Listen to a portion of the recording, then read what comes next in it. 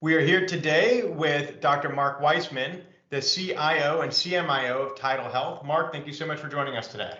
Hey, thanks, Jordan. Appreciate you having me on. Yeah, so for those who don't know, TidalHealth is a 2-hospital health system based in Salisbury, Maryland, on the Delmarva Peninsula, with about 360 beds and 800 providers. So, Mark, what I'd like to do, you're doing some interesting stuff there. One of the things that we discussed earlier was how TidalHealth is using data to improve ambulatory operations. Specifically, you mentioned that you're creating scorecards for providers and executives. Will you tell me more about why you did that, how you're doing it, what the outcomes of doing that have been? Sure. So there was a little bit of a shakeup in the organization, and my boss, who's the chief operating officer, got put in charge of the medical group. And so all of a sudden, I had a very vested interest in making sure the medical group is successful. And they have tremendous needs, particularly data needs. And they're very chaotic beasts, medical groups. They're just always, all of them. And I don't think ours is any different than any others. They're constantly growing and building and adding providers, and providers are coming and going, but they're not always very data driven. And that was something that the COO and I wanted to fix. We wanted to make it better. And so one of her struggles was trying to get provider engagement. And so she felt if we could put a scorecard together for the providers, that they could see what is the number of visits they're seeing, their work RVUs, the referral patterns, the work RVUs divided by the number of visits, get an idea about how well they're, how sick the patients are. And so we developed a scorecard, and we started one at a time. The informatics team met with providers, and we started with primary care. We haven't gotten to all specialty yet, but with primary care, we're rolling that out. And it does take some hand-holding. There is some resistance. There is the typical denial, and then eventually you move through the stages of grief and you get to acceptance. They go, okay, they kind of dive into the data. They've also been very helpful. There's a couple of providers who will engage, and then that's a home run, because they want to get into the data and understand it, and then they're going to help tell us, hey, did you know that your data is showing X, and we really weren't trying to show it that way, and we would go and make changes. What are some of the desired outcomes, specifically that X? What's an intervention and a result of that intervention? Because it's nice to know, okay, this is my visit count, my relative value units, but what sort of are the interventions? How do you improve outcomes, improve reimbursement rates? What actually was the desired end goal, and how has that measured up in practice? Great question.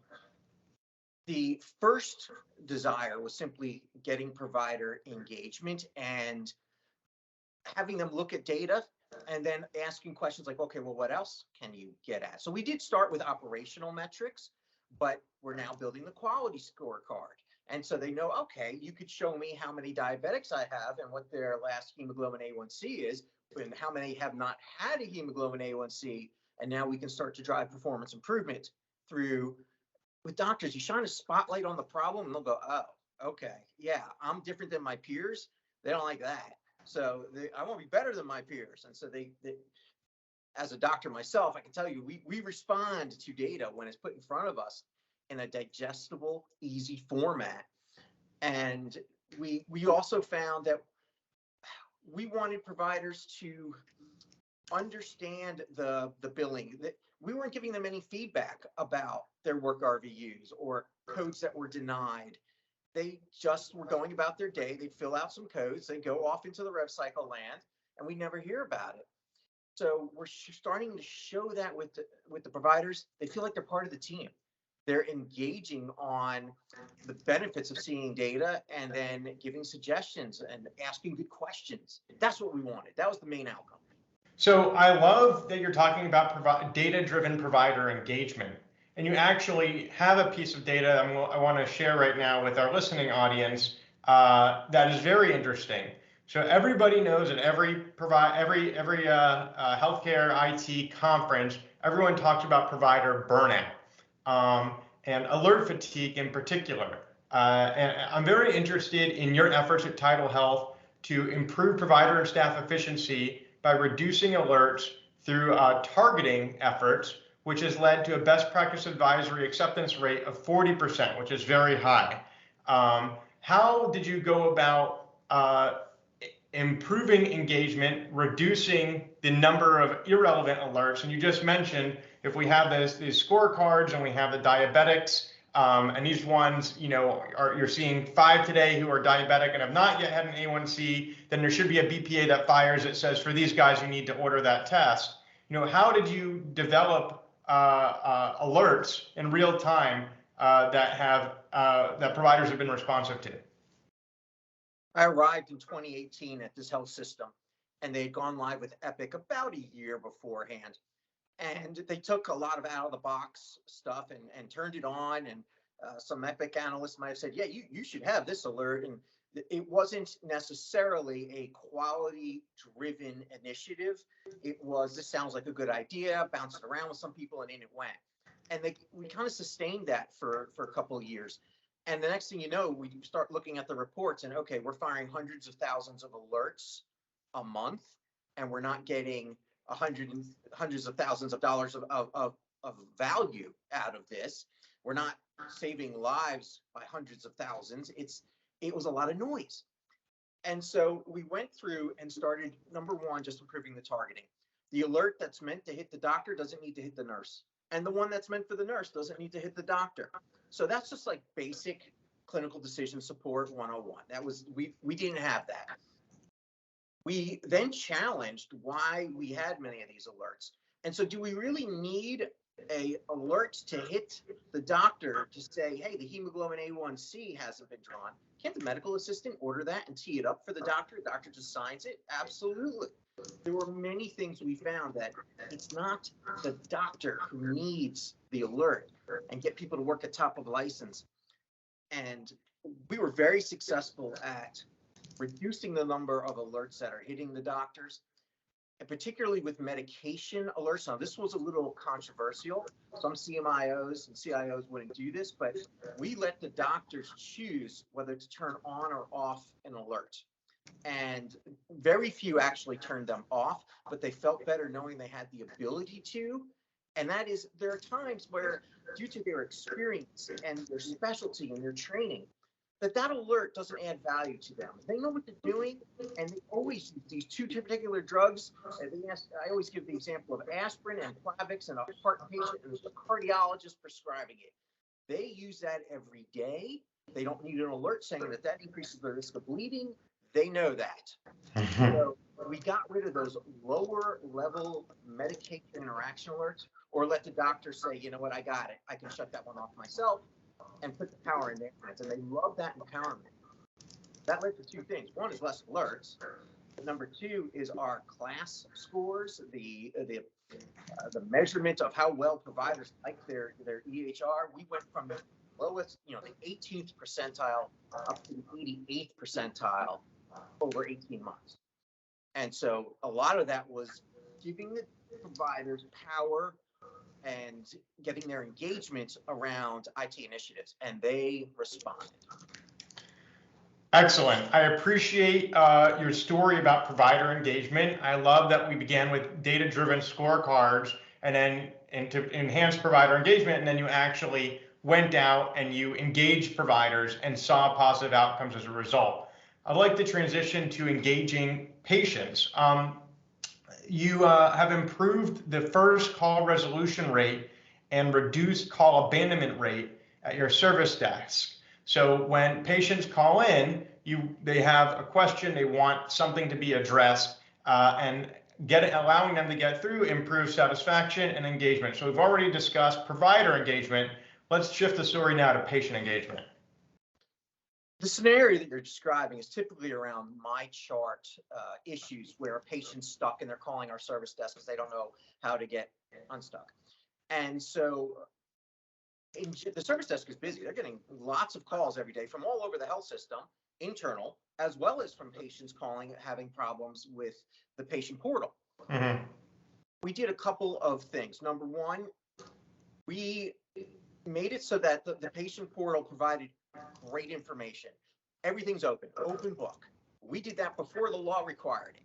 So our patients started to engage and get into the portal and use it because their adoption helps decrease the problems. They get in it, they start using it. It's the first time users who tend to call and go, I don't know what to do next. We did take some steps to help improve MyChart adoption and utilization at the practice level, and that helped.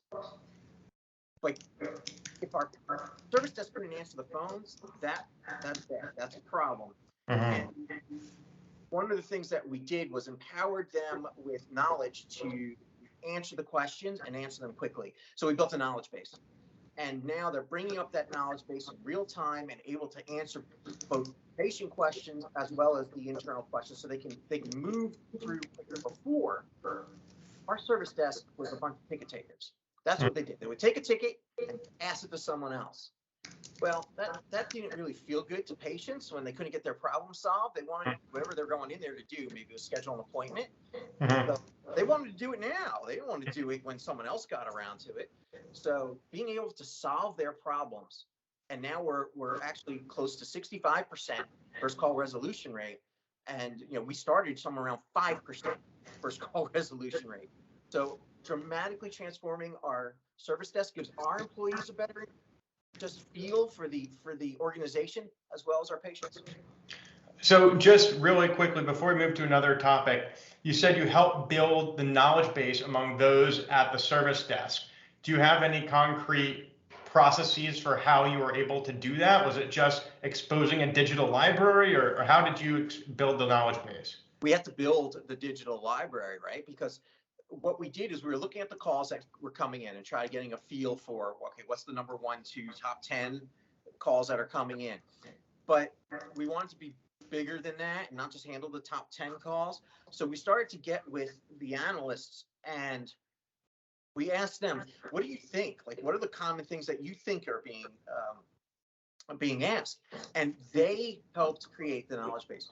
We made it an IT initiative. Everyone in IT rallied around this, and everyone is committed to that first call resolution rate being over 50%. Is now we're at 55% as a system goal. And they engaged. They felt ownership of that problem of they don't know how to answer the questions. And we show this at our monthly meeting. We show it in our newsletters. We talk about it. We put the data in front of the IT team, and the managers, when they see it starting to drop, go, okay, what are we missing? Let's get back engaged. So the whole team's rallying around this. And just in case any listeners are very interested in replicating this effort to build knowledge base, I want to drill in for one moment more. How would you quantify the resources and timeline between the idea to build this digital library and it actually going live and being used in the service desk? So we're just using plain old SharePoint right now, so nothing particularly fancy for storage of those knowledge base articles. We are excited to start adding a service management tool that will have a bot that will service it up to the technician as they're talking to someone, but we're not there yet. But that the knowledge base probably took us 6 months to get to where we really felt sort of good about it, but it's an ongoing process. Right. So over the last 2 years, we continue to build that knowledge base. Number one, our technology changes. And number two, the questions change from the consumers of our information. So we're always updating it. So on the same topic of engaging patients and veering into the land of artificial intelligence, which is the hot topic of the day, I'd like to discuss the impact of bots talking to bots. In particular, I'd like to know what happens when a patient's personal bot starts talking to TidalHealth's hospital scheduling bot, or where clinical quality outcome metrics come into the discussion when bots are talking to each other. This was a wonderful topic that we started to touch on at the Gartner conference with CIOs and started to bat this around a little bit. It was fascinating to think, all right, pretty soon I'll just tell Siri or Alexa or whoever it is, schedule my primary care appointment. It goes off and it'll do that and it'll talk, but we're going to have bots in the health system side that when patients call that they're talking to a bot to schedule their appointment. So what happens if bots are talking to bots? So number one, the interface could be different. So do I need the big buttons that patients need to press for schedule now? bot doesn't care. It just needs a good API and it can connect and execute. So it's a different interface, which I thought was fascinating. That we need to create that pathway to make it easy for bots to schedule. We want people to schedule and come see us. That's why we're here. So we need to make it easy. And if we're constantly changing where our buttons are on our website and the bots are having a hard time understanding where to go, we're putting pain into the system where we don't want that pain. We want to make it easy. We want to make it more API based and not based on screen scraping. So where there's that tendency of we move things around on the screen and now the bot gets confused. The other interesting question that we started to raise, what happens when bots are talking to bots, is that quality piece is not there. No one's talking about your clinical quality. No one's going to your website and looking at, hey, we do really well with gastric bypass surgery. You should come to us. That conversation is not happening when it's bots talking to bots. So as a doctor, as a CIO, as a CMIO, I'm trying to think about, no, I want patients to pick their provider based on good outcome metrics, which requires us to put those metrics publicly facing. And we don't do that as a healthcare system across our country. We're lousy at that. Try to figure out how good your surgeon is. Good luck. This is information you cannot find easily, but we have to. And we have to put it in there such that when someone asks a question, hey, schedule me an appointment, that Siri's going to ask, do you want the best doctor based on quality or number of Google stars or something about quality, not just first available. Do you really want the first available doctor? Maybe you do. Maybe that's awesome if someone's got open access. Or maybe they're really not the great doctor and no one wants to see them, and that's why they have lots of appointments available.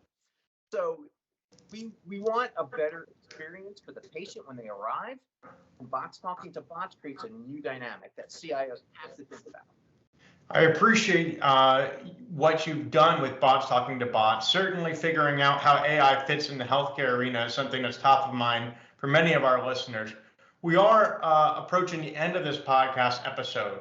And as I reflect on our conversation, I hear basically a theme that more transparency is good.